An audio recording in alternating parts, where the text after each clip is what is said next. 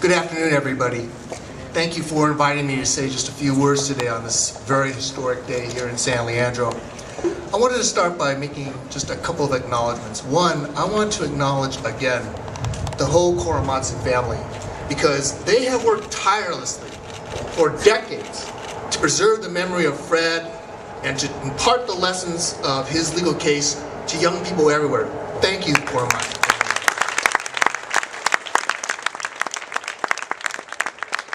I would also like to acknowledge the other members of the legal team who are not here today, but who worked to overturn Fred's cases. Some of you may know, everybody talks today about the lessons of the internment and how those lessons have been learned, but when we brought this case to reopen Fred's conviction in the 80s, the US government was still arguing that the internment of Japanese Americans was justified by the circumstances. So we still have lessons to learn.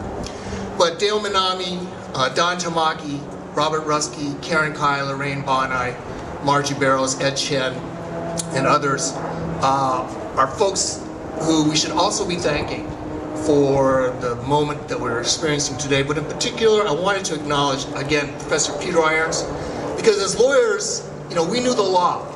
But a legal case is only as good as the evidence, and Professor Peter Irons was single-handedly responsible for uncovering the evidence that overturned his conviction. Peter, again, thank you.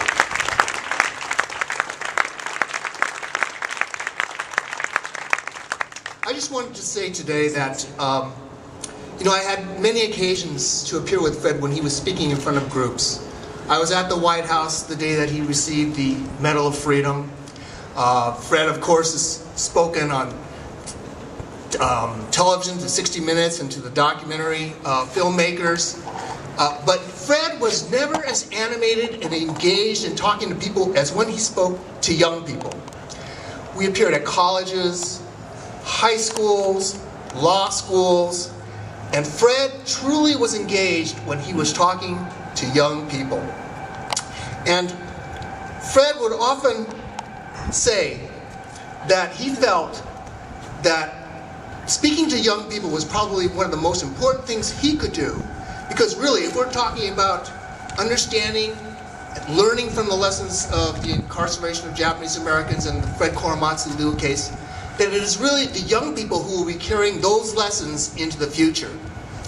And the one thing that Fred imparted on those occasions was this: he wanted to let young people know that one person can make a difference. And so today I want to thank San Leandro and San Leandro Unified School District for this magnificent building, for this magnificent campus. But I want you to know that Fred T. Korematsu is more than the name of a campus, but that his name and this campus stand for and will always be a monument to the fact that one brave and courageous individual can truly make a difference and change history. Thank you.